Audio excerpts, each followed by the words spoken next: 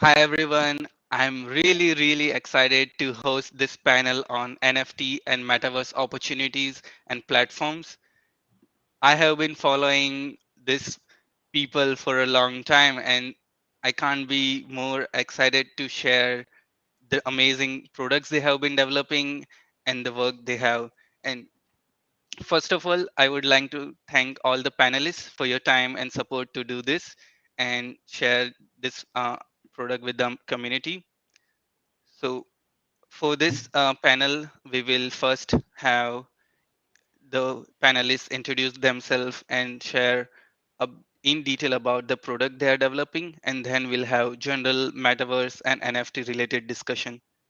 So without much ado, first I would like to welcome Soshana Kahan, co-founder of Unbuilt, to share a bit about your intro and the great product at Unbuilt you're developing. Okay, great. Let me just share my screen here.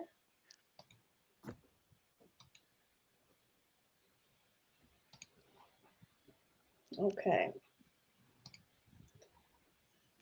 Hi, I'm Shoshana. I'm the co-founder of Unbuilt. It is a marketplace for digital architecture, and we'll be leveraging the technology of NFTs to give value to these digital assets. So a little bit first about the team. The three of us are actually we're all architects, so we all come from an architectural background. I went to Columbia and then worked at um, some big architecture firms. My other co-founder, Alexandros Washburn, he went to Harvard GSD, and then after much of his career and having a couple firms, he was the chief urban designer for New York City under Mayor Bloomberg. And our newer addition is Nick Kassab, and he's our technical lead. And so he went to architecture school at Cornell, and then he got an MS in computer graphics. So he is more on the technical side. He's worked for rendering firms, and most recently HDR, and he was the head of their computational design there. And so that's just a little background of where we're coming from. And so Alex and I actually worked together, producing architecture, a little bit more of the traditional built world. But I want to talk a little bit today about our story, and kind of how we came to form the idea of what Unbuilt could be, and what our inspirations were along the way. So the first is what probably a lot of people would recognize is the Krista Kim first NFT house, the Mars house, that sold back in March of 2021 for $500,000. So this actually really this news really hit me hard. I really kind of stopped what I was doing and really paid attention to this. And I looked at this, example of digital architecture, and a lot of what I do, with Alex, as an architect, is produce virtual architecture. Yes, the goal is that it gets built, but a lot of it is virtual.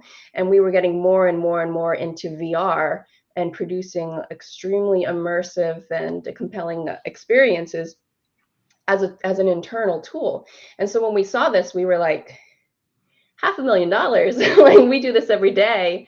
And we know a lot of people that do this and do amazing works and win awards and enter competitions. And what is exactly is an NFT, and so I kind of went down that rabbit hole and started to understand, how were NFTs such a big player in the art world, and how can that, how are they being used in virtual built space?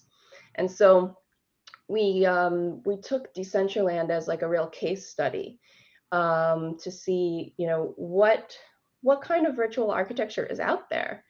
And so we bought some land, That's Alex. um, we bought some land, and we, we went through the motions of trying to put something, design something and put it on the land, and we really like delved into the full experience of like, is this easy? Is this hard? Is this enjoyable? Where could it be better? And how could, architects who are trained and they like live and breathe architectural design, how could they enter a space like this and produce something that's better? And so that's really the story of how we came to conceive of the idea of Unbuilt. That's where the name comes from. The idea is that it will be a marketplace for digital architecture, and it will be a digital native media. We'll have an array of media types. And it will be basically the opportunity for people in the architecture profession who are sort of at the elite, sort of top of their field, who either want a creative outlet or are already entering into competitions or have a lot of work that never got built because as it happens a lot, and they can enter into our platform, and they'll have an opportunity to mint works that they're proud of, and so um, that's that's it for us. We're now working towards launching, and we are just now reaching out to creators. So at this point, it's going to be like a highly handpicked group of individuals, but we're hoping, as we launch and grow and gain traction, that we'll be opening it up, more and more. But that's it for us. That's awesome. Big round of applause. And Thank you. what is the roadmap for Unbuilt in 2022? The roadmap. Well, our first step is to launch. And so we'll be launching with like I was saying, a small, select group of relatively small, select group of architects. We're starting sort of with concentric circles, like people I went to school with and have worked with, and my co-founders know, and kind of like we're going to build it out that way. And once we have our creator base, we'll be having our first drop. So stay tuned for that. Great. I'm excited and looking forward to how Unbuilt grows. Next up, we have Sonia Sedarasan, founder of Upworld. And Sonia, the stage is yours. Thank you. Hi guys. My name is Sonia.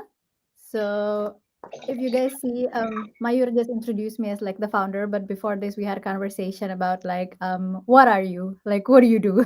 And then like we do everything, right? You're the founder, you're the designers, you're the advisor, you do everything basically. And I'm sure everyone here, like Adonis and Soshana, can relate a lot with this as well.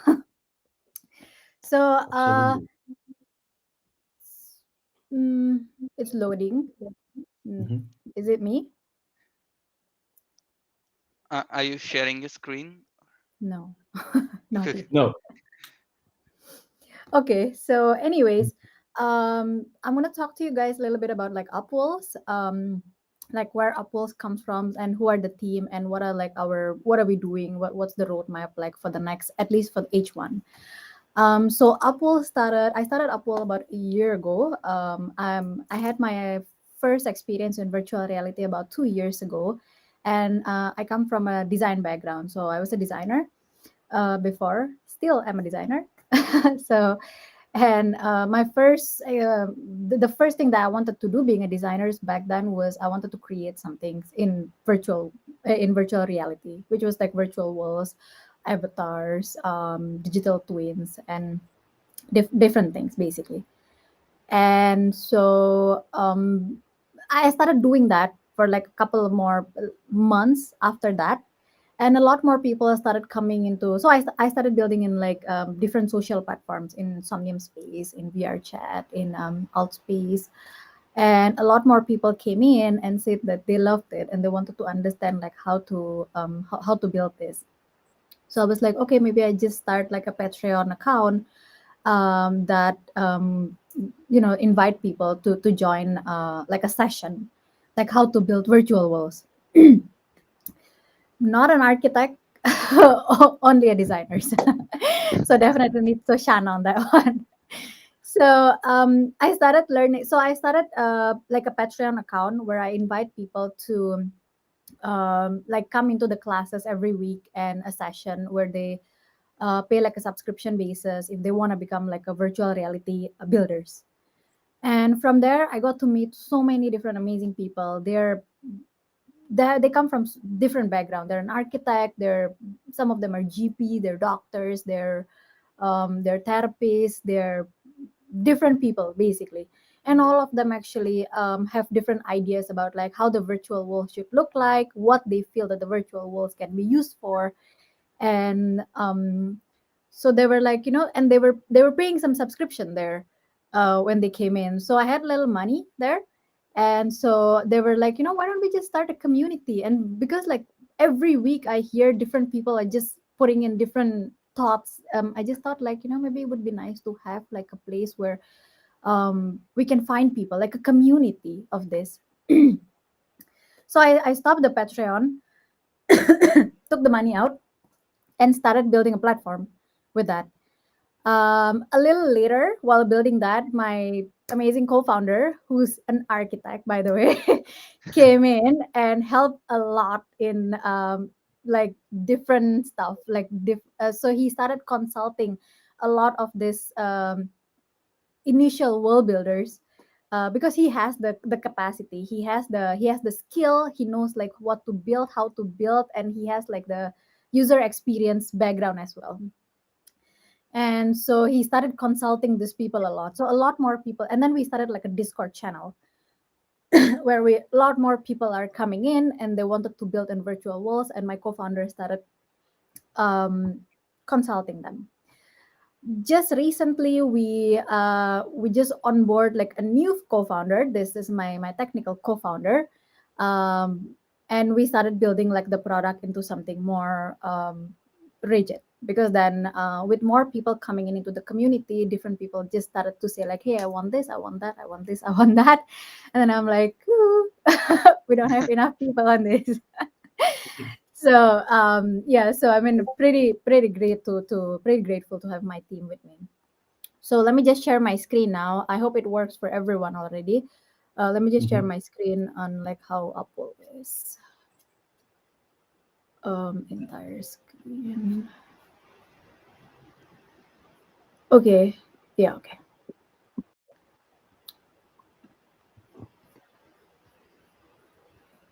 Okay. So can everyone see my screen? Yep. Yep. Okay. So this is Upwork, guys. You guys can go into Upwork like from upwork.org. And in Upwork, basically what we do is that we give an idea about like what virtual walls can be used for. Like you can hang out with friends. You can. This is based on the operational MVP that we have. Look, you can record a podcast. You can make your community, like basically different activity that people can do in virtual walls.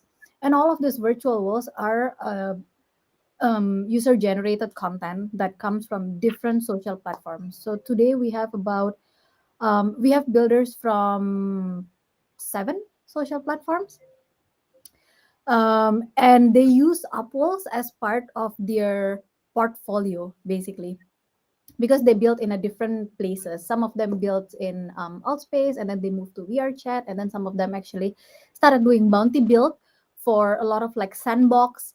So they have like all these different worlds in the different places, and they use Upwork as part of their like collection um, worlds, basically.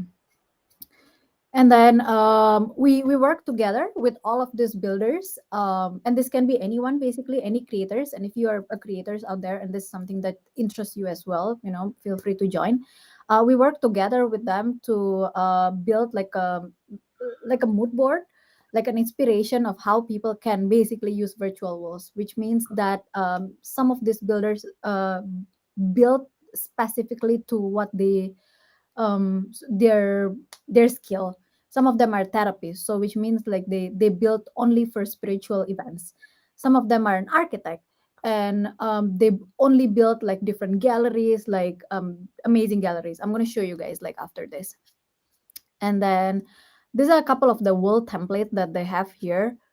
And all of these are up for so a part of Upwells that we are trying to do, moving on also in 2022, is that to kick off some creators economy, which means that we would like to put in more creators tools that would allow them to take advantage of their world template.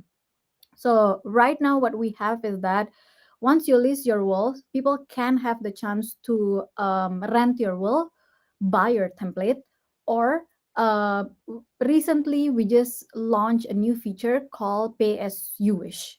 So Pay as You Wish is that most of our builders are, they don't know how much this wall are cost. So because they're not NFT or anything, right? So they're like wall template, so they have requested this features called pay as you wish. So they would like to know how much people are valuing their wolves. So those are like what we have right now. And you can find them based on platforms. You can find them also based on like some of the activity there.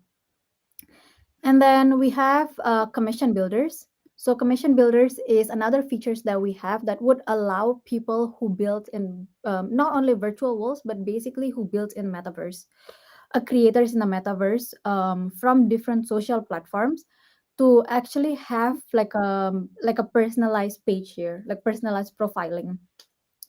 And these people are up to be hired. And so what users can do is that they would come here and they would just find these builders based on users preferred platforms, or users preferred needs.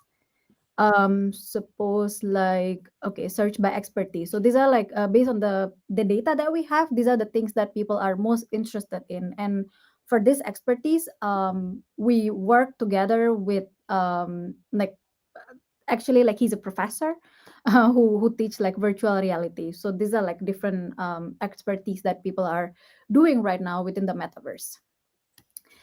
And lastly is the level of experience. Obviously, it's like people who build like what's their expertise like, and how to find them, and how much, basically like how much would they charge per hour. So these are like a couple of features that people really like in Upwells. And then a personalized profiling for them. And because this is catered for this metaverse builders, so everything here is you can know about them, you can know what they do, which platform they're specialized in, some of their wall collection, and then some of the articles that they have created as well, and some of the articles that our UX writer has created for them. And so that is Upwell today. uh, so let me share this. Do I still have time or no? Uh, we are flexible, so yep, please proceed. Go for it. Go for it. Take it. Go for it. Okay, so right now we are community led. So if you guys want to understand more about Upwells, want to meet different builders, different designers, different, we have architect too. Not much though, but we do have some. So if you guys want to understand a little more about like what these people are doing, they're very friendly, very friendly. Join the Discord, and we have a channel called Design Office Hours. We had partnered up with a company called Metakshu Studio. So every Thursday they do like a design office hour where people come in and people can ask different stuff that they need for like any technical consultant, or like world consultation, or like anything basically. And then here you can be part of a like way bigger community. You'll meet your peers from different platforms, different builders, creators from all these social XR platforms. And the nice things about this is that we didn't plan this, but what we saw is that some of these builders started working together, which means people who builders who were before only building in Outspace, because they meet people who built in VR chat, they started like moving, not moving, but they started like copying their world to the other platforms because they want to have the same worlds with like in different platform. And so because of that, I think one of our initiative in 2022 is also to build like a feature called Builder's Buddy. But the mechanism of it is something that we will share a little later. And these are a couple of worlds that I would want to share. These are like one of the worlds that my co-founder really liked because these are made by an architect. He's an architect. So you guys can check out this world. This was has been rented and used for like galleries. I think it was an NFT galleries. And you guys can come into Upwalls and immediately visit the world from here, and you guys can definitely like move around there. And then this is like from one of the builders. He had built like this amazing wall inspired by Bali in Indonesia. This is for parties and get together. The price, the wall is so amazing that the price is on request here. But definitely something that you guys can visit and request pay as you wish as well. This is one of my favorite wall, a cultural heritage wall. So she has one of the builders. She has made like a digital twins of an ancient Athens Acropolis. If you go to Greece right now, you wouldn't be able to find this experience anymore. This wall is huge. It's like taking like literally a journey to the past. This is Huabon Night. This is like also a digital twins that they had built one-on-one on size as well with I think it's a Japanese train station, if I'm not mistaken. That's that. And then this is recently one of the language wall. So this builders, he has some passions for language teaching. So he built this world where people can rent his world to for like teachers basically to teach different languages. So he had built like this different worlds to cater different languages. And so I'm going to stop there. And that is Apple. So I'm really looking forward to have you guys. If you guys have any question, put it in the chat. I'm really looking forward to having you guys in Apples. Well, you That will definitely see us because that was really amazing, by the way, from both of you. Oh, incredible work. Amazing. Love it. I have one question. What was the most challenging aspect of developing Upworld? everything. Okay, I think the most challenging part is apart from everything is trying to find the right creators economy tools. I think that would be like the most challenging part. We have so many different tools that people use right now, like for example in social media, right? You have different, we call it like like tools. To translate them into like Web3 is very challenging because then I mean virtual walls is still seen as something it's not essential. Like a lot of people can still use like Google Meet. So when people want to spend even like $20 of their money, they need to know like where my $20 go, right? And finding the right balance between like give support the creators and while giving the creators the right tools is challenging. It's a lot of trial and error, honestly. I see. All right. Last but not the least, we have Adonis Zach. The stage is yours. Thank you very much. Thank you, everyone. And really amazing presentations, by the way. I was taking notes for my project. Okay. So, hi everyone. My name is Adonis. I'm an economist and a financial analyst. I started my journey down the blockchain crypto space a couple of years ago with my thesis at the university on the efficiency of blockchain markets. That led me down the path of analyzing a lot of cryptocurrencies, a lot of projects, learning the ins and outs, while also um, at the same time I started working within a development company. So I was learning the ins and outs of architecture, proper development in the real world, um, but as well my brother is an architect, so everything came together. Everything was around me to co-found together with some other amazing people that I'm with, Renovi. And this is what I'm gonna show you today and talk to you about our journey, what we've done up to now, and maybe also what we're gonna do in the future. Now I know I have 5 minutes, so I'm gonna give you the speed dating version of it. I'm not gonna dwell on all the details unless you ask me to in the comments. I don't mind, right? Please feel free. So let's start. Renovi. Uh, you can see my screen, correct? Yeah, Yep. there you go. All right. Now, Renovi is derived from the word renovation, which is the Latin word for rebirth. And we want to be the first niche NFT marketplace for architects and 3D designers, as well as game developers, with our mission to help build an open and interoperable metaverse. It's really important for us. We don't really care about what blockchain we're on or how we implement blockchain, but we want to help build an open and interoperable metaverse. And that's what drives the team.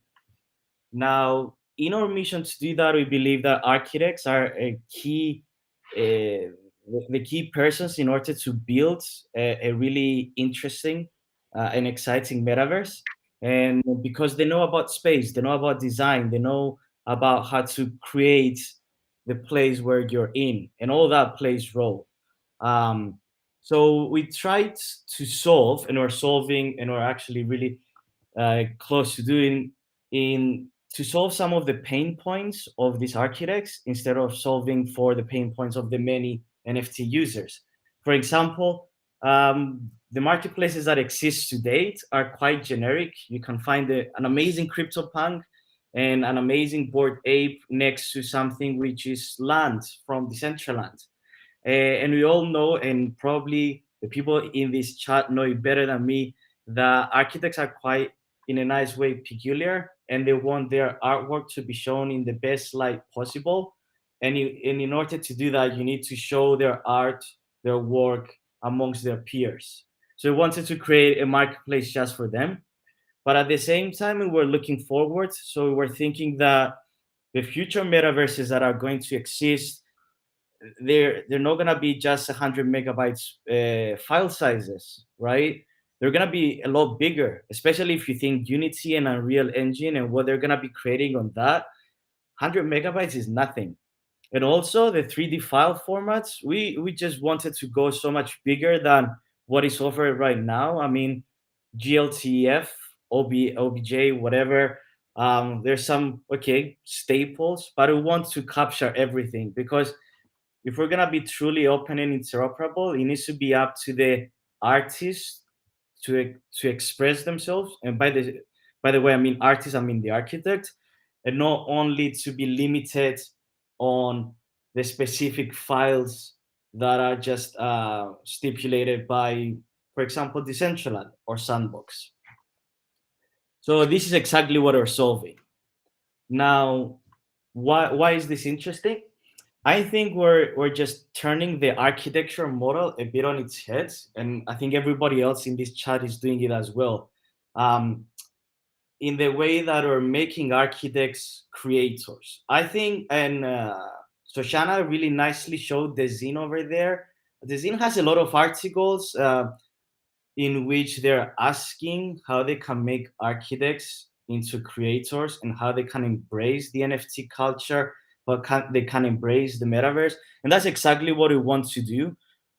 in the fact that we are making them creators. You don't need to finish your architecture school to actually deploy your designs online. And let's actually stop and think about it. You create them digitally first, and then they become real in the future, right? So you're a digital creator, anyways, as an architect. And whether you are in year 1, 2, 3, 4, I don't know how many years, you can be a creator as well, and you need to share the NFT market as well, and that's what we want to do.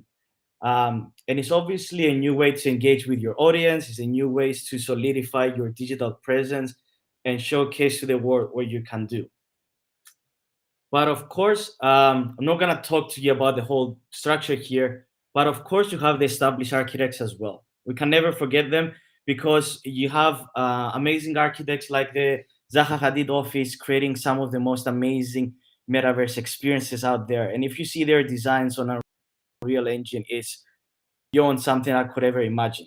And we can take those established architects and we can give them the freedom to create whatever they want, because now you're not bound by physical limitations and you can create anything that you wish within the metaverse. But also you can give the exposure. Sonia touched on digital twins. You can give the exposure to people that have never seen some of the buildings from famous architects to actually experience them. Um, my next slide, what is really interesting in what we're building here is we're using IPFS functionality to allow for up to 10 gigabytes of uploading, which is really important for architects. All the 3D file formats, of course. And we're also using Immutable X technology, if people have heard of it. If not, don't worry about it. But it has to do with less gas fees. We want it to be as cheap for everyone to mint, so everybody can mint as many NFTs as they want. Now, a little known secret is that I have still pictures of the marketplace here, but the marketplace is actually live. Our MVP is out there. We haven't advertised it so much because we're making so many improvements, and we even stopped people from uploading because we're adding Immutable X within the next 2 weeks. So didn't want anyone to get charged and then say, oh, here's the brand new one. But that's exactly what we're doing. We're working really hard to bring really quickly what we believe is going to be really amazing for architects. Now, we haven't talking as well. I'm not going to stop and discuss about this. I know it's a speed dating version, but what is really interesting is you have an amazing community on Telegram. And I think we need to leverage that. And this is what we're doing. And at the back of it, we're trying to create a DAO for architects. Sonia, Shoshana, they both know that it's all about the community. The people behind your project is what actually builds the project, and not the people, us, right? We're just putting the pieces together. So we believe that a DAO will help a lot of the upcoming architects to raise their voice and tell us what exactly what they want to do, which they already do it already in the Telegram anyways. So I'm gonna skip the next 2 slides and then go to our team.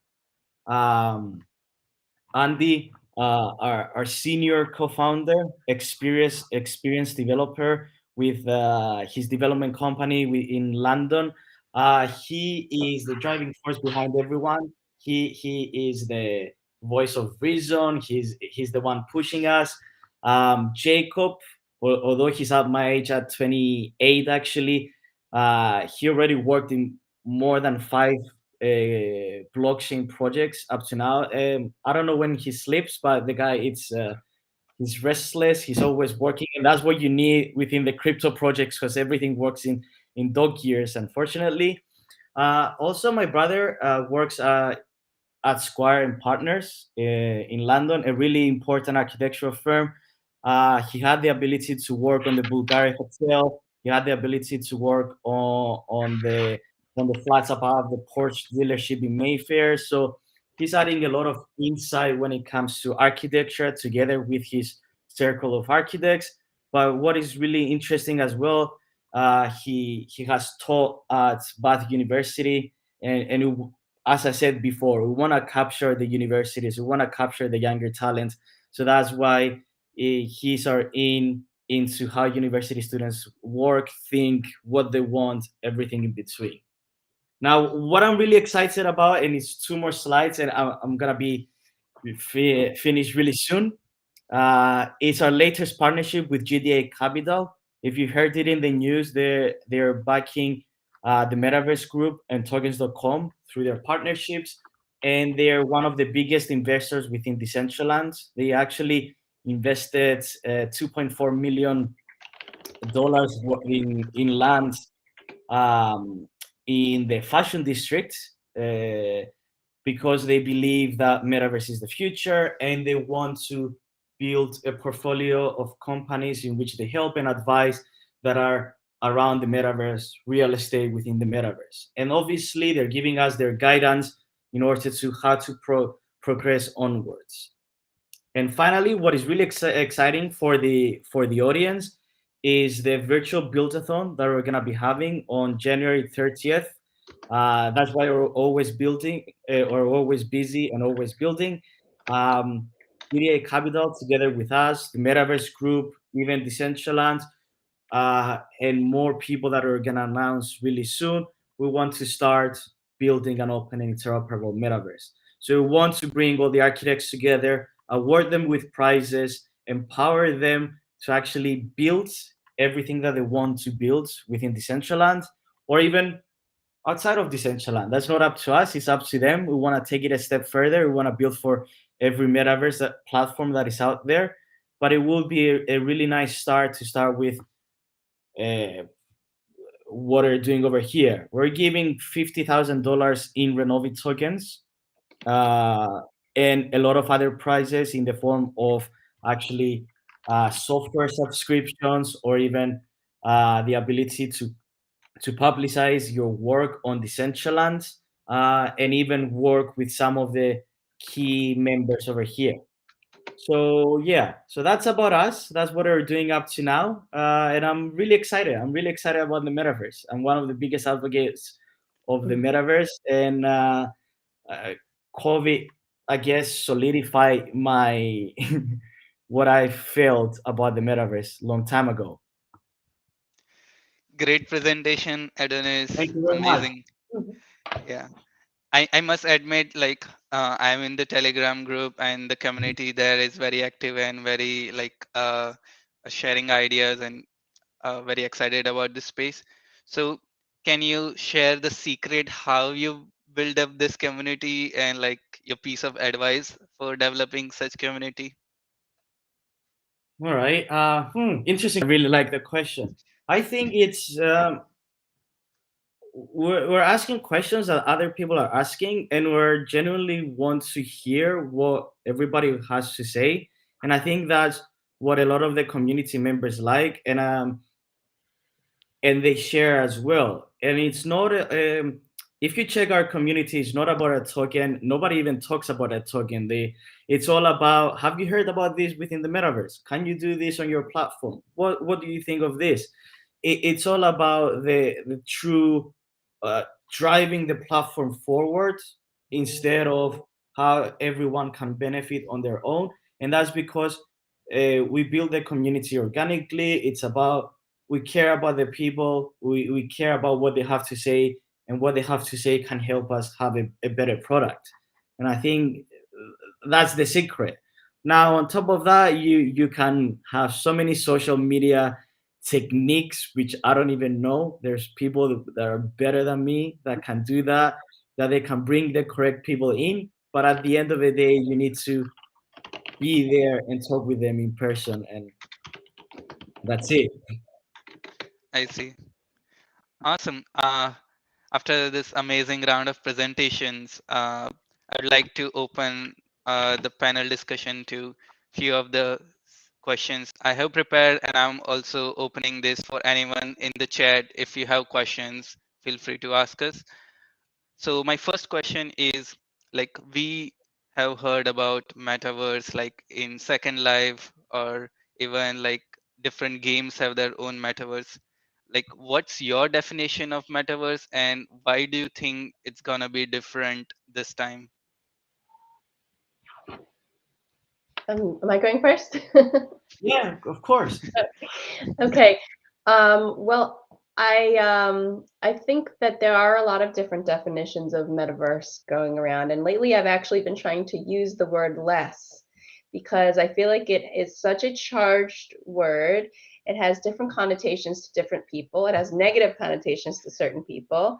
Um, and when a word becomes so charged like that, I feel like we need to like step back and kind of like find ways to talk like around it almost. But Mhm. what speaks to me the most of the different definitions I've read and thought about is the idea of metaverse as the future of the internet. That we will have basically the next step of the internet is for there to be a 3D component to much or all of it, and that the different worlds will be, like are likened to hopping between web pages. So you can that the different worlds or environments are all connected in some sort of like larger story. And I think right now there is no the metaverse yet.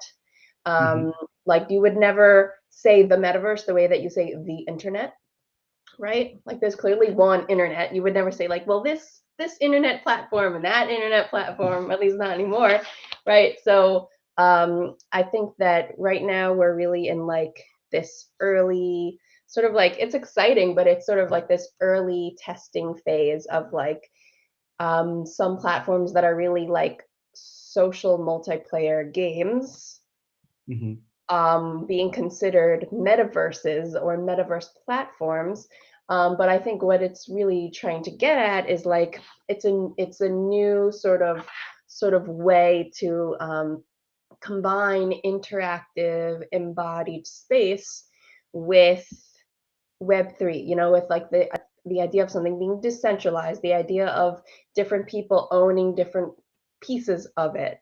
And so I think, Decentraland, for example, it's maybe a metaverse platform, maybe, but it's because it's not connected to other games directly. I think it kind of just at this point we're kind of looking at like these discrete sort of moments in Mhm. time, but I'm excited to see what happens. I'm excited to see where it goes. I think it's definitely coming, and I think that I don't know exactly what it will look like, but I think that the future of the internet is going to be more 3D, and I think that um,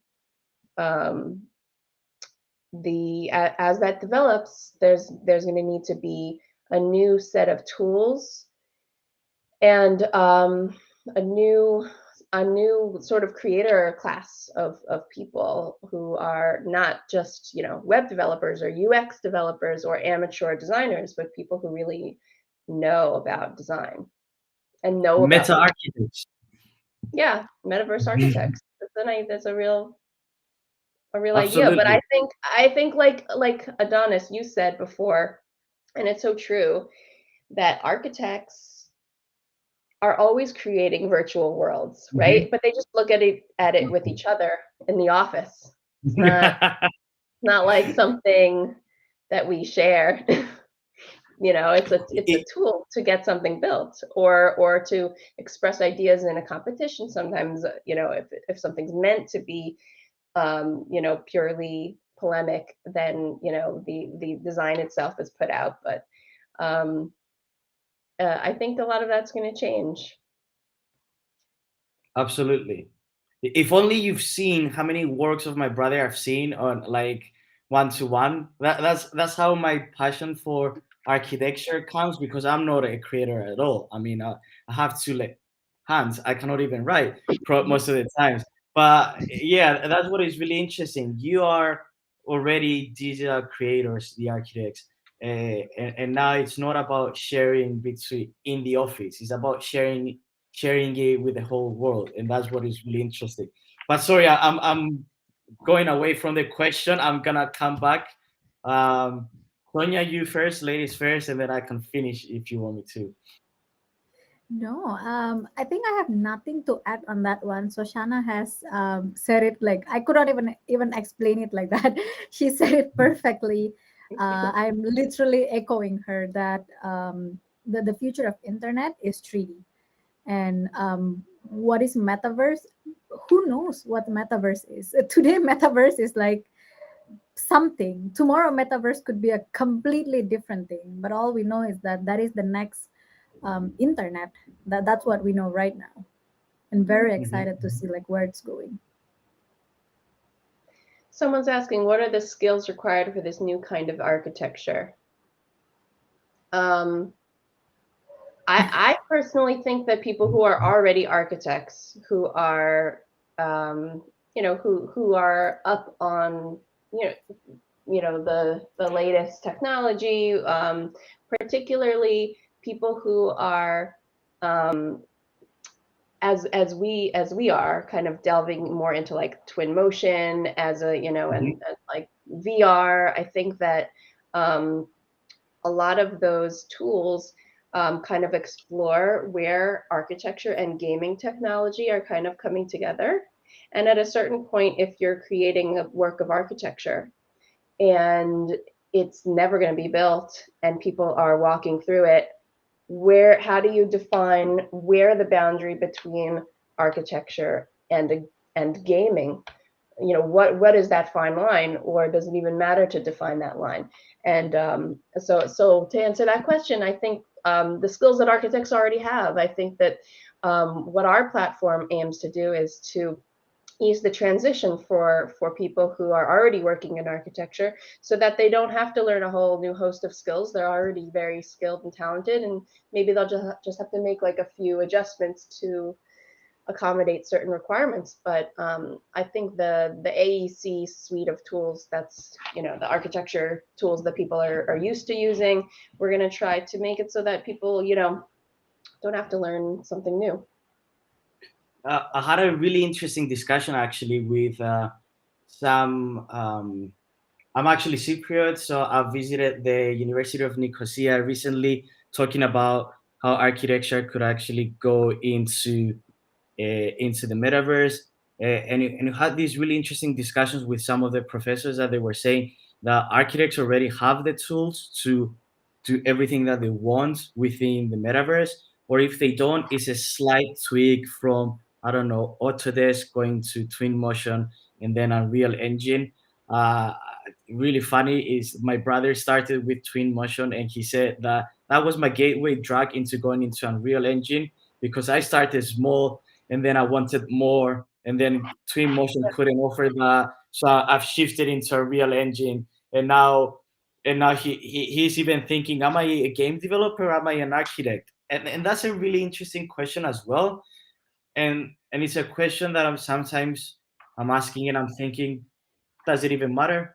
I mean, kids nowadays don't even know what is real and what is not, and they don't mind, and they're happy with it. So should that be a question we're posing to ourselves, or just let it flow and see where it takes us? I actually agree with that. A couple of months ago, I met someone who I didn't know that this boy was a 6 years old. 6 years. Mhm. Okay. So he joined the Discord, and I started talking to him, and because like it's chat, so who knows? But it's a 6 years old, literally, Mhm. and he's actually sending some link about like some of the world that he had built like in Horizon. And I was like, how old are you? Because I mean, I can see from the world, this is not like an adult world. So I was like, how old are you? And he was like, I'm 6. I'm like, oh my God, 6 years old. Very. They don't care what they are. I think it shouldn't matter to us what we are.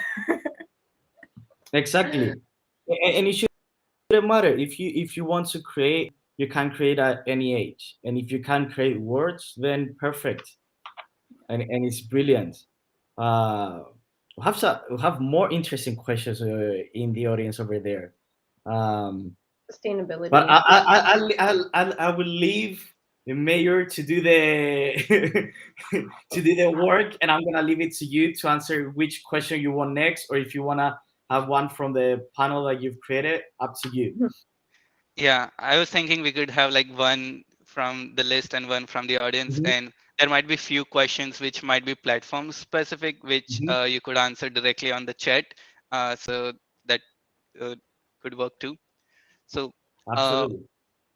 my second question was, we see like a real straightforward use case about like if we create a virtual space, you could host events, and if you host that space in the metaverse, like retail store or business can drive more customer traffic. So can you give some examples, like what are some like non-traditional use cases for this platform, and how do you envision like a normal user versus a business owner versus a retail or versus a creator using these platforms? Yeah, well, in the case of Unbuilt, I think this is like this classic question of like what is a two-sided marketplace. So I think for us, we're sort of like that classic two-sided marketplace. So we've got the creators, which are the architects. We've got the users, which could also be architects, but people who care about these architectural experiences, or maybe they just want to collect them. Mhm. Um, and then the business owner in that case is Unbuilt. So we serve as the platform, as the community moderator, and sort of the backbone to the whole thing. So in a way, are you asking about the opportunities that could arise for, let's say, business owners and users? Okay. So if I understand it correctly, I'm sorry if I cut Sonia, by the way, off. No problem. Okay, she's giving me the fine. So I see so many opportunities, and then I don't even, and then I'm not even able to see some of the opportunities that will come in the future.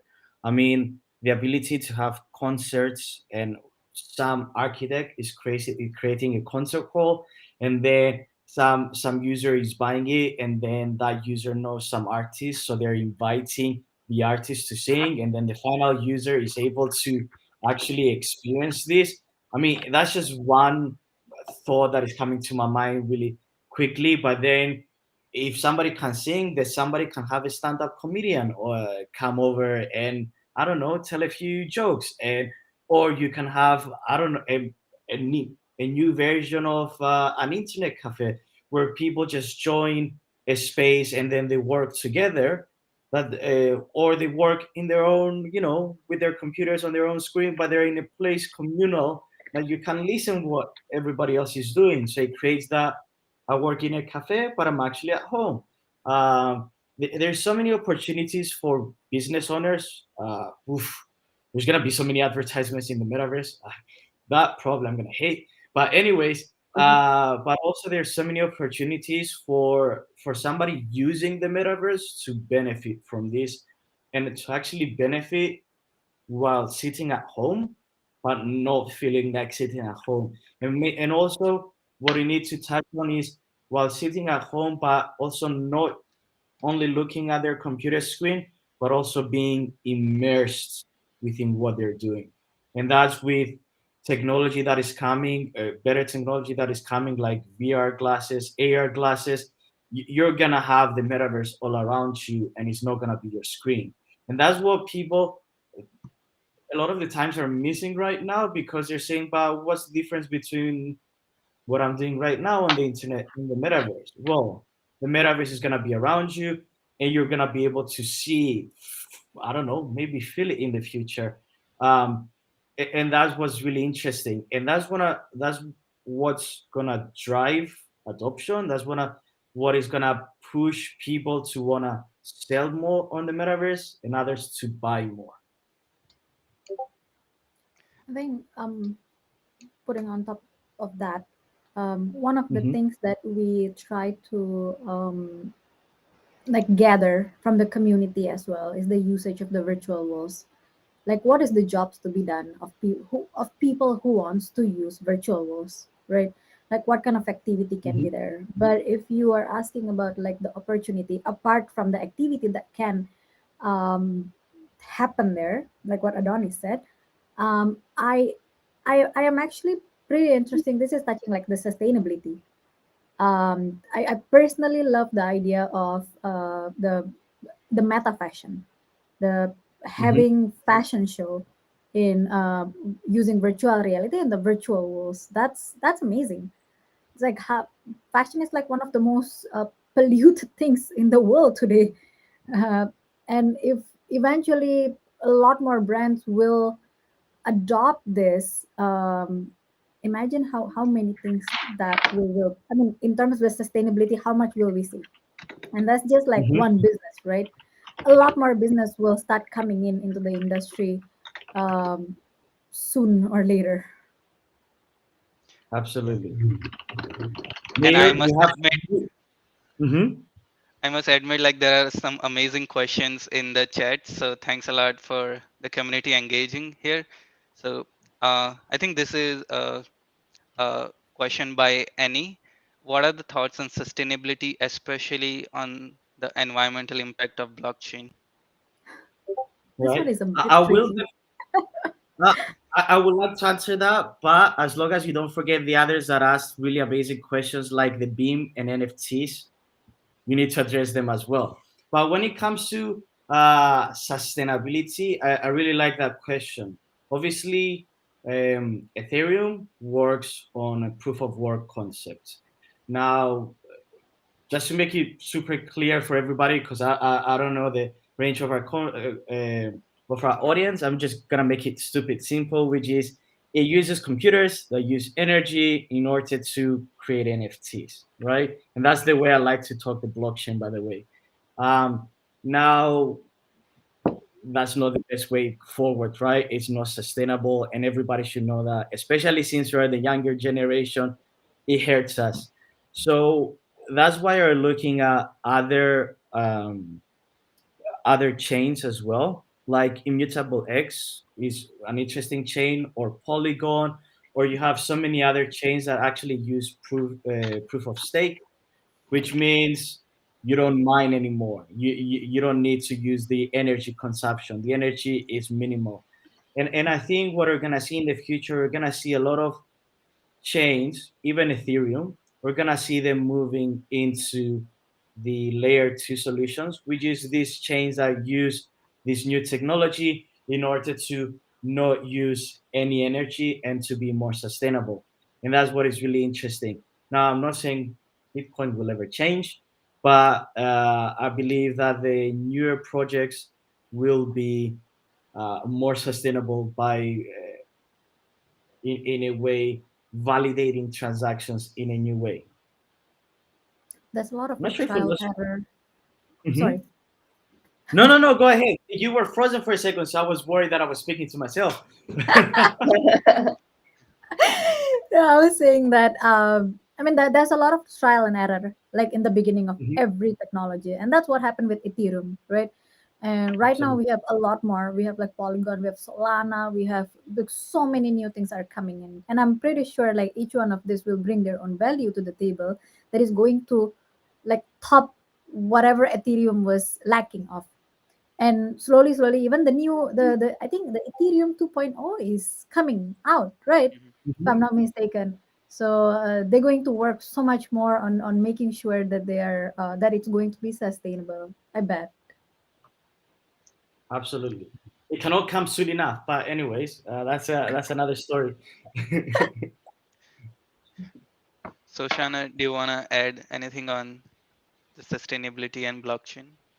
Yeah, I agree with Adonis of what he said. I think that Ethereum 2.0 will, the proof of stake, will greatly reduce not only the carbon footprint, but also the gas prices, which are pretty expensive actually right now. Yeah, Um, so we're looking forward to that improvement. Um, and also yes, the layer two solutions like Polygon, I think would be, until 2.0 is available, would be a good alternative as well. Mhm. And I have seen like there are a few newer blockchains who are committed to like carbon buying carbon credit and making like net positive energy or more sustainable commitments at the beginning. So uh, that's good. Do you Absolutely. want to quickly answer like this question in yes or no? Yeah. I'm not the architect to answer this, but I take it that BIM it has to do with, for example, Autodesk, which is more the blueprints of a project instead of the virtual representation of a building. If I take that correctly, I will ask Shoshana to correct me if I'm wrong. Um, she's nodding her head, so You're mostly right. Yeah, BIM stands for Building Information Modeling. So it's not just there you Autodesk. go. Okay. It's like Revit. So Mhm. it's like a 3D model that contains the metadata of what it is, so that a wall Mhm. is not just a slab, but it is a composition of layers that are assigned a material and a insulation value and everything like that. So there's an interesting question that we have within our tech team, which is if you have a file from Autodesk, obviously it has a lot of layers in it and it has a lot of metadata which you need to process correctly in order to transfer that document as an NFT to your final destination. Um, Now, if you mint the file directly on the blockchain, you're not going to be able to mint multiple files probably, and you're going to lose some of those features. And then again, if you make that into zip, uh, you you probably have the issue that what if you're transferring a virus to somebody else instead of the actual NFC, which sucks. So the way we found around it and was really interesting was through IPFS and Pinata actually, and we're gonna allow people to upload their files, more complicated files like what if set here, and then we will be able to make them into NFTs and obviously sell them forward. So yes, it's something we're looking into. It's something that our tech team has a lot more questions and they're answering every day. But the short answer is yes. The longer answer is maybe it's gonna take a bit longer, but it's not gonna be a problem. It's gonna get there. It's gonna become an NFT. Yeah, I wish that there could be a little back and forth with this question because I'm not sure exactly what you mean by BIM NFT. So are you Mhm. saying you would like to mint an entire Revit model? Because I assume that's what you mean. So for Unbuilt, I think that we're going to be a platform for a community of architects. So we're going to try to enable any file format. So it will hopefully, if we can achieve that, then it will be at the discretion of the architects of what they'd like to mint. So Got it. yeah, yes. And this is great, by the way, because um, this is what the bigger marketplaces are not is not their priority, by the way, because they're so big and that's not their revenue model. Let's face it, okay? Architects are just a smaller subsection of what they're making. So it's really interesting to see platforms like ours that is our major goal. Okay, that's the major problem that we want to solve. Um, that's what I find interesting for me. Mhm. We have a question from Yehiha. What edge do architects have in creating the metaverse worlds versus game designers or other people? I think Sonia, would you like to go first? Sure. When you say game designers, you mean like level designer, right? And of course, I'm not an expert in architect. I think Shoshana would be better in answering this, but I can actually answer in terms of like level designer. I guess um, you it has the same principle. I would say that like it has the same 3D space principle.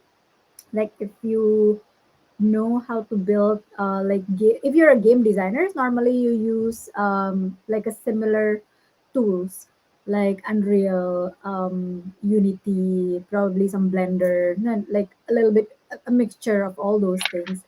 And I guess most of the platform today they do use these tools.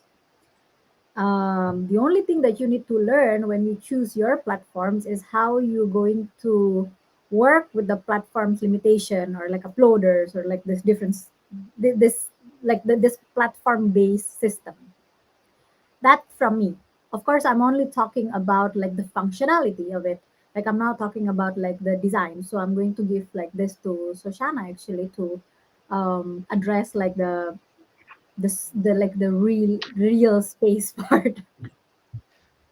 Yeah, Um, actually, what mm, I wanted to like know your thoughts. Like, have you seen any difference in the spaces designed by the 3D artists in your in your platform versus the architects? Like, what are like some Yes, subtle abstract difference? of course. Actually, some of the world that I ran through earlier, some of them are made by game designer, some of them are made by architect, and some of them are made by someone who actually just learned Unity.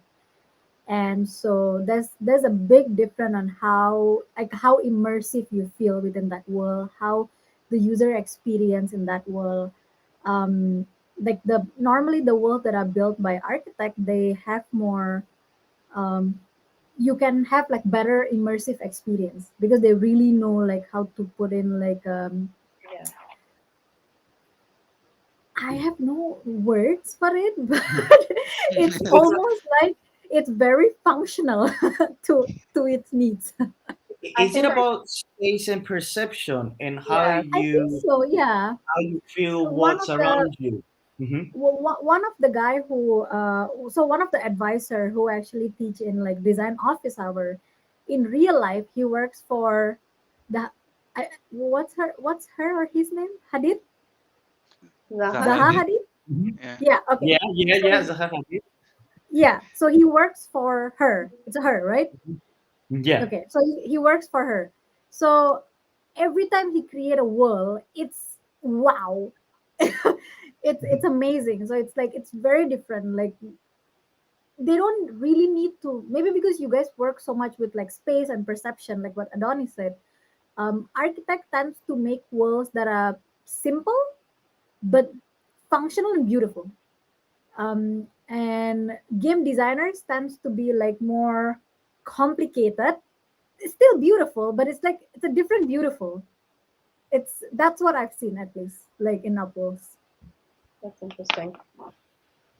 It's Yeah. probably the upbringing of everyone. Yeah, go Shoshana. Yeah, yeah, yeah, yeah. I think that architects they think about the scale of the human body, right? I had a professor in college who said good architecture is not noticeable. And what he meant by that is if you're noticing it all the time, that means there's a problem, right? Like something's not where it's supposed to be. And it's I almost like could liken it to like using an iPhone. Like it's not, you don't like read the instructions on how to use it. You just kind of go in there and it's really intuitive, and like my 3-year-old can like zoom in on pictures now. I never showed her, you know. It's just very intuitive, and I think good architecture is like that too. And it takes, to achieve that, it takes a certain understanding of the scale of the human body and how it relates to space, and how, you know, if things are out of proportion, and or things like the circulation, meaning like the way you walk around the space is not working, like those things are very jarring.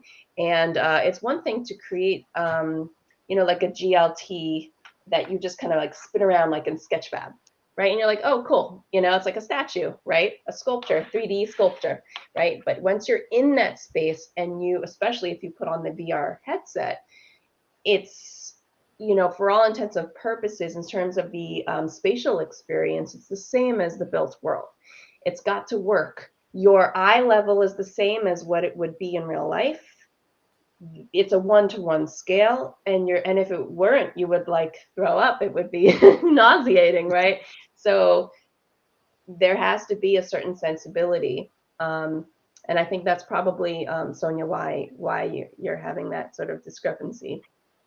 Yeah, but I think also so. I maybe think it's like more like how I feel more realistic being in that world, because it's just so like you said, like everything is an eye level. Yeah.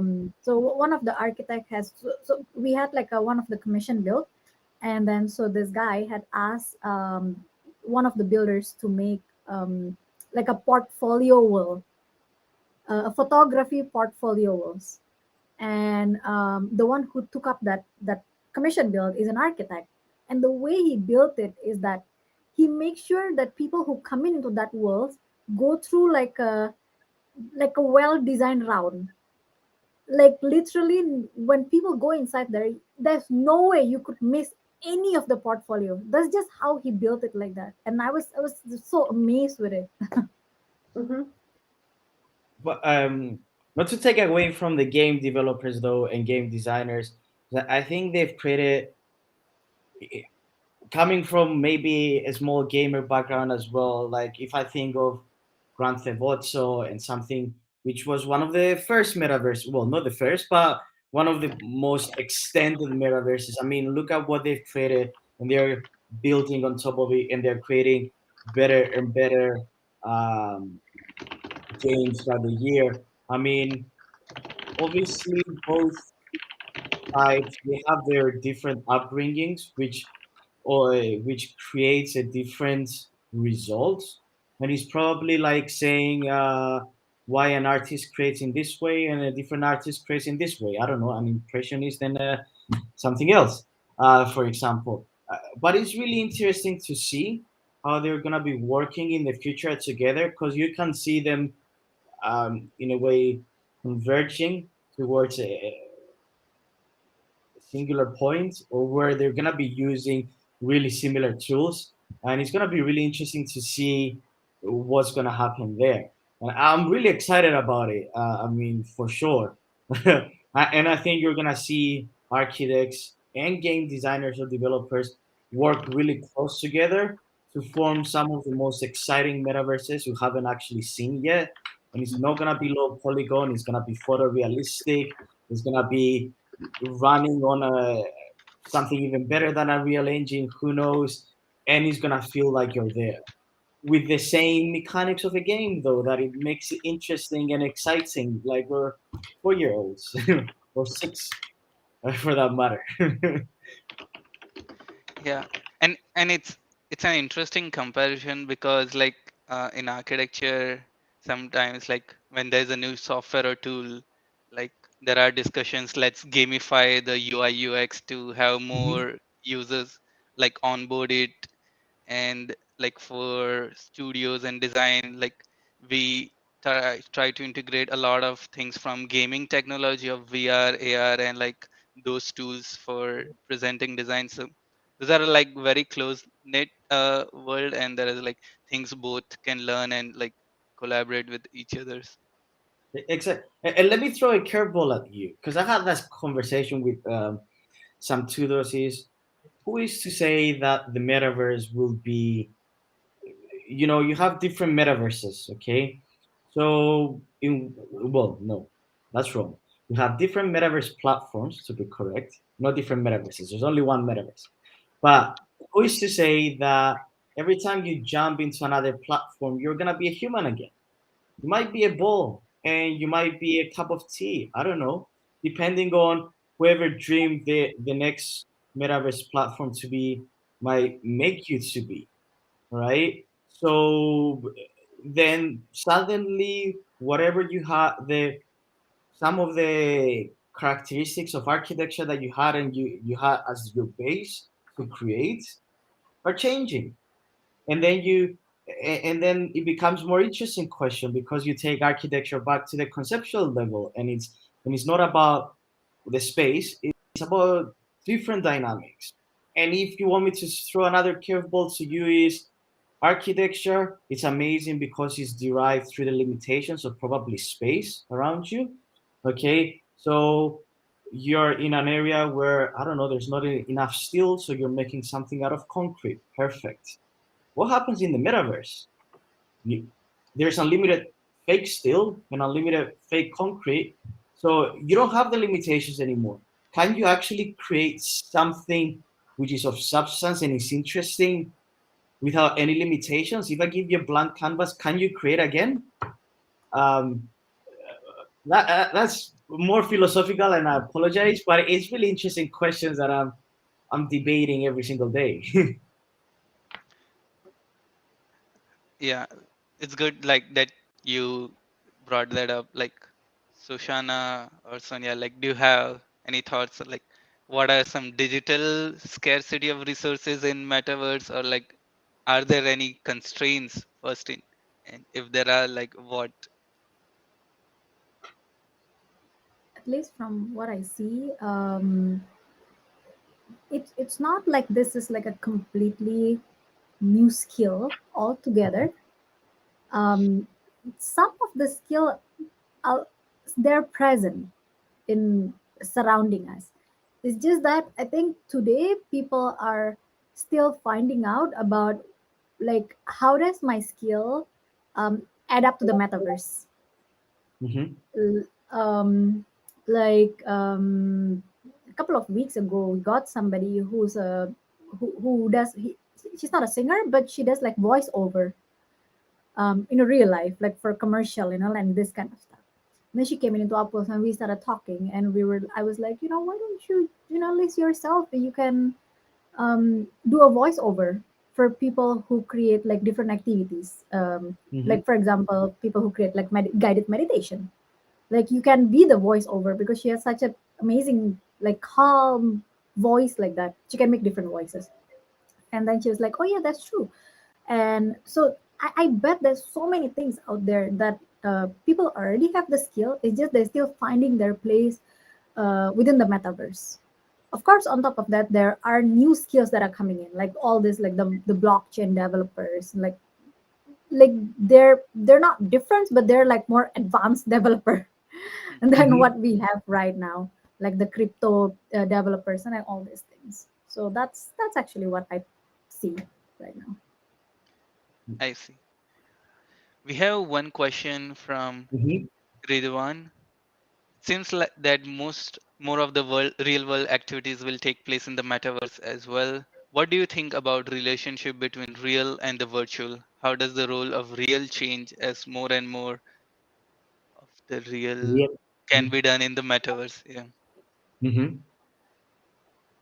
That's a really interesting question. I think the real world will be enriched by the virtual world, if that makes sense. Um, Agree. I like to think, well, the metaverse for me is not only VR, it's AR and mixed reality. And that's how I think about it. And that's what is most exciting about me when I think about it. And I think that we're gonna see a lot of the real world, real buildings be more interesting, right, with the virtual world. And because we're gonna have, I don't know, the AR glasses that are gonna be offered by Apple really soon, or somebody else, Facebook, Ray-Ban, who knows? And it's gonna be your next iPhone, and it's gonna be the next thing that you're gonna have always with you. And it's not gonna be like this, it's gonna be like this. Now you can see the world finally. You're not gonna be hunching back, you're gonna be like, oh, this exists, it's beautiful. uh, so I think, well, and that's gonna be the era where you're gonna be bombarded by advertisements all the time, because probably you didn't pay your subscription, which is 99 cents per month. So this advertisement is gonna pop down on your glasses every 2 hours, and you're gonna. I'm, where do I start and where do I end with this? It's really interesting. I'm making Sonia over there laugh, but I think um, I think yes, we're gonna stop seeing some stuff in the real world, and we're gonna see them in the metaverse. But it might be beneficial as well. It might be because we're more sustainable and we're wasting less, like a lot of the fashion shows, for example. Thank God for Balenciaga launching a lot of their clothes online, by the way. I'm not gonna Thank lie. God they started it. Yeah, they're a big part of it. And I think it should change. And I think it should be, because you know how much they're spending anyways on these real life shows? They could spend them somewhere else. And I think you're gonna have maybe more interesting real experiences as well, because you might be in a place where it's empty, but through your glasses you're gonna be seeing so much more that is twisting and shifting, and it's gonna be designs, and it's gonna be artwork, and it's gonna be people that are not even there but are next to you actually, because your friends couldn't even come over there. It's I think that one will feed on each other, and they're gonna create something better, and not something dystopian like whatever movie you see online, by the way. Yeah. What about you, Sonia? What are your thoughts? Um, I guess it. I mean, the whole idea of the metaverse started with social experience, like before even activities come into like the scene and or everything. But I can understand why it started from there, because like anything that eventually become a thing, they started from more people getting involved with this, which is like social. People need like some social proof into coming to the metaverse. Right now, a lot more people who wants to become part of this. Why is that? It's also because of the social proof. So understood like why it started like as social. And I was laughing a lot for what Adonis said was that because recently I was traveling and I was using my phone, a Google Map, and I was doing this. I was looking down, and people was like, "You idiot! Like, look at the road." And I was like, "Man, it would have been nicer if I have like those pair of glasses."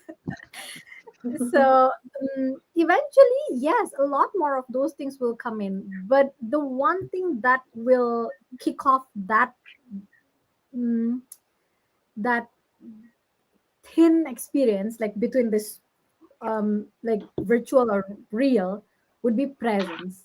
I personally feels that way. And that's why like the role of like builders, world builders, architect will play a very important role within like the industry itself. They're the one who's going to build a better environment for people who will experience this, that eventually will adopt it and will adopt it in a mass numbers. Mm-hmm. So, Shana, would you like to Yeah. add anything? I don't know what more to add to what Sonia just said, but I think I will echo her that I think that these virtual spaces will become more and more prevalent. And I think that people will be interacting more and more. I mean, you see what happened during the pandemic, how everyone is on Zoom. It's actually a funny story that I began working remotely the year before COVID started. And I had to like research. There's this thing called Zoom, and it's like, we'll get good cameras, it'll be okay. And then, like, you see, it's an unfortunate, happened, what happened. But, now, of course, everyone has heard of Zoom and everyone uses it. And um, it's, people do Zoom coffee dates, people do, Zoom drinks, and, Zoom team building events. And, my husband had a work event recently, and it was a team building virtual event because they're still working virtually. And I forgot what they used. It might have just been on Zoom, or they might have used some sort of platform. I think it was just on Zoom. And I said, would it have been more fun if it was like in a beautiful virtual space? And he said, oh yeah, a lot more fun. Yeah. And so I think it's gonna just be like, that's how we'll start. Whatever need we have now for virtual interactions will be replaced by much more compelling ones. True. I, I mean, sorry to interrupt. I have a funny story in that as well, in the fact that it was the pandemic, and I just got my first Oculus, right? At the very, very beginning of the pandemic. By the way, I live in London, and it wasn't the best of the weather also. So I'm experiencing this platform called Spatial, which is like Zoom, but obviously with your avatar, so it's more immersive. And I'm trying to see what it is. And there's this instance, this scene, let's say that it's a lunch pool party, right? And I think, okay, I'm gonna go and experience it. I'm gonna probably be on my own. So I'm on Spatial. I'm on that lunch pool party. Amazing. You see the sea. There's an amazing house you're in. I'm on my own, and it's the first time I'm using Oculus in a while. And then I hear somebody saying, "Hey, how are you?" And I'm like looking around as if the God is talking to me. I don't know. Uh, and it was somebody else who had exactly the same thing, and he was experiencing from Miami.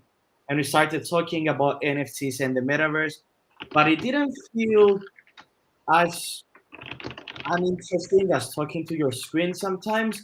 It felt more real because I could move my hands and they could see that I speak with my hands more than I do normally. Or I could actually go away and I wouldn't listen to them and then go closer and I could listen to them again. And it's those nuances that as human beings we want in order to have a better connection.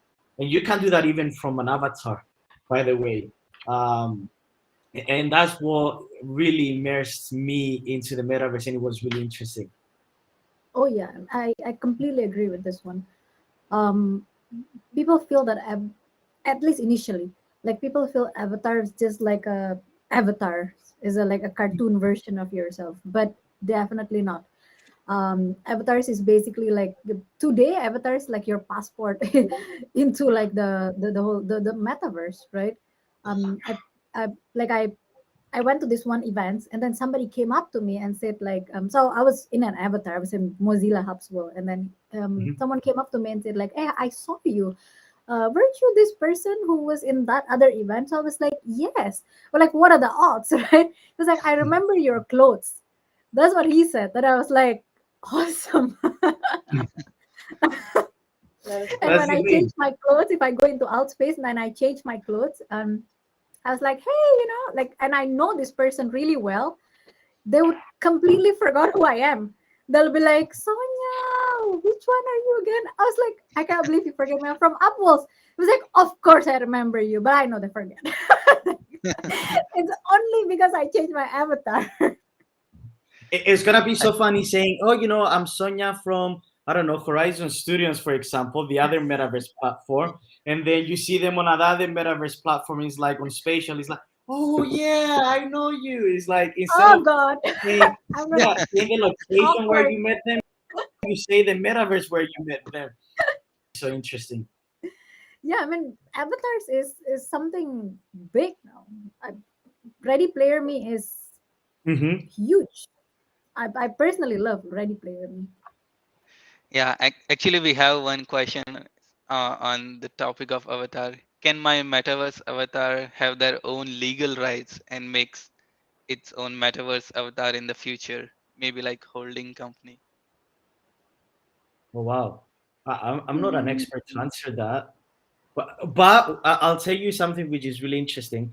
What happens in the future when you can upload your conscience so you can give it to your avatar and then it can roam on the metaverse on its own? But maybe I'm getting far ahead of myself, so I'm not gonna stop there.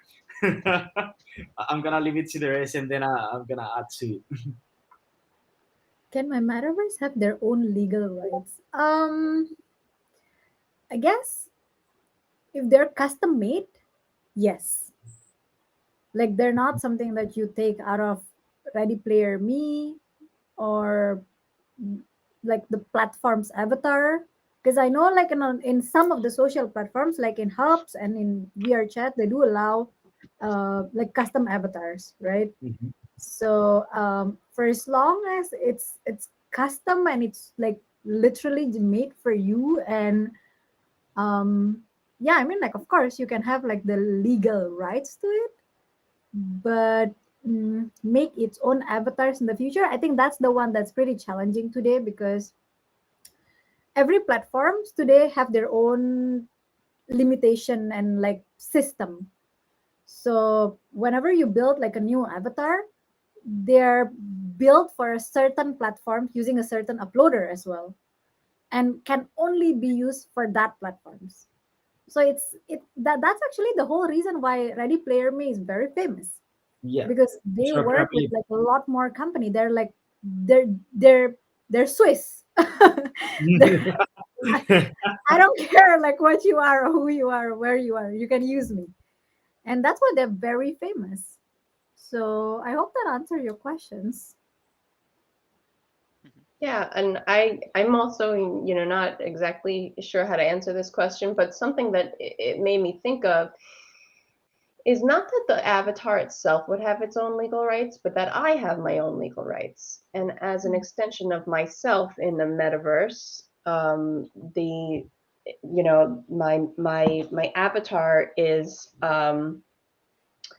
my avatar is just me, right? It's like it's almost like asking, unless I'm misunderstanding, it's like asking like, can my like Facebook profile have rights? Like not as its own living, breathing entity. Like I have rights, and I have certain rights to privacy that Facebook has to protect or whatever. But I was actually reading an article recently called like the dark side of the metaverse, and Mhm. it was talking about how women in particular are having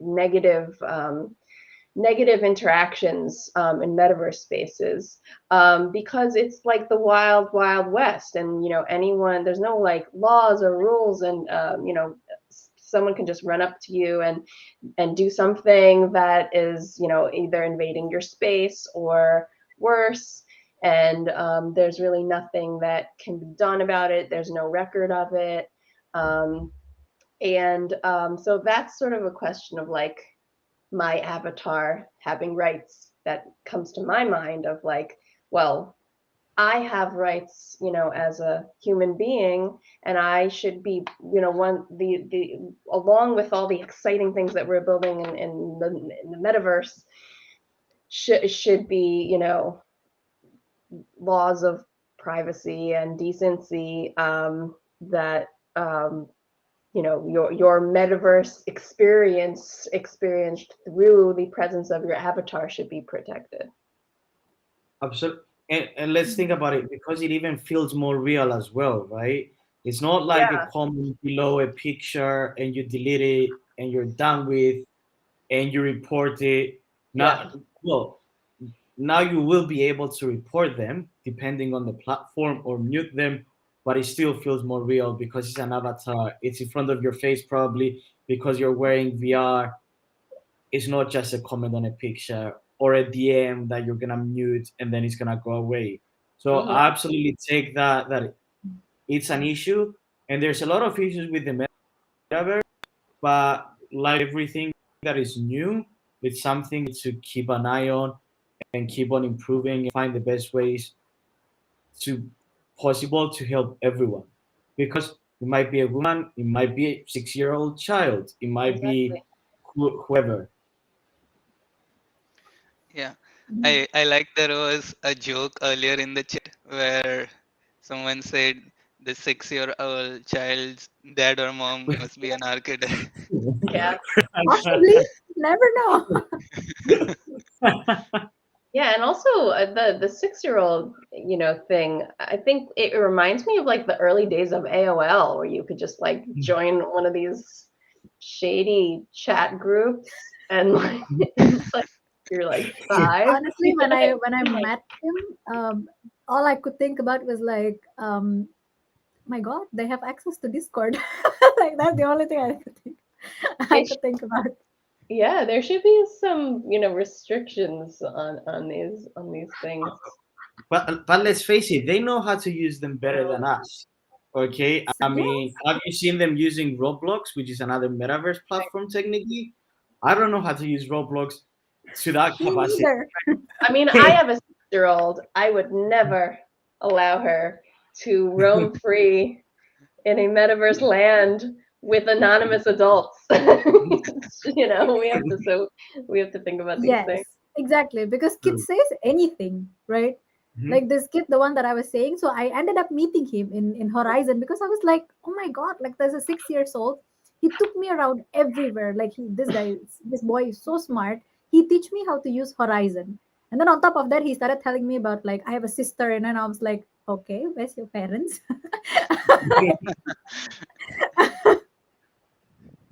Kids these days. I know like this is has been amazing conversation, but I'll wrap up the panel discussion. So last few things I have is like, what is your piece of advice for a person who is new in this space, who wants to get started with metaverse or NFT?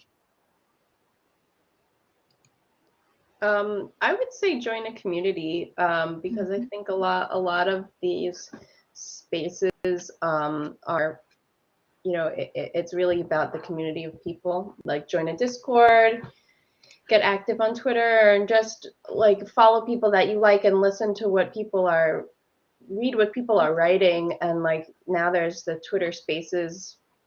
You could, listen to what people are talking about just as a listener. You don't have to know anything, and that's how I've learned so much about this space. So I would recommend that.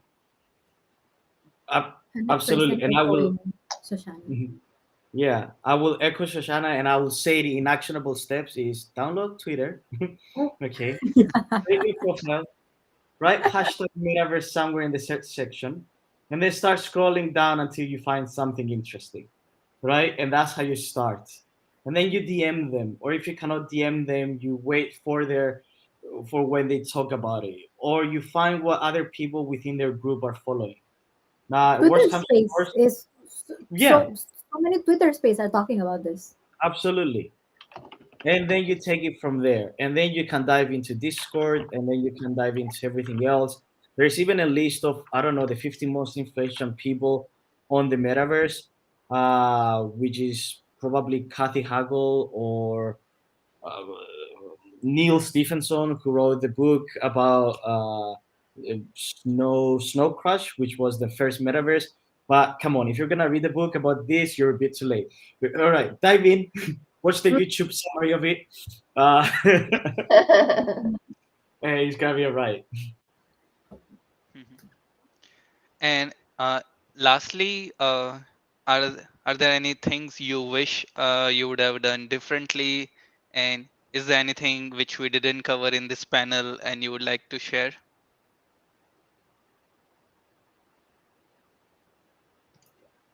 I would have asked more questions if I took myself like, I don't know, a year, 2 years ago, trying to do this again. I wouldn't mind asking more questions and not feeling like, oh, I don't know anything and people around me know more than me. Yeah, Actually, exactly. other people just know the same as you, if not even less sometimes. And it's good to ask questions and fool around with topics, get involved as much as you can, go out in the meetings that are might happen in your actually real world around you, which sounds really weird to say that on a metaverse panel.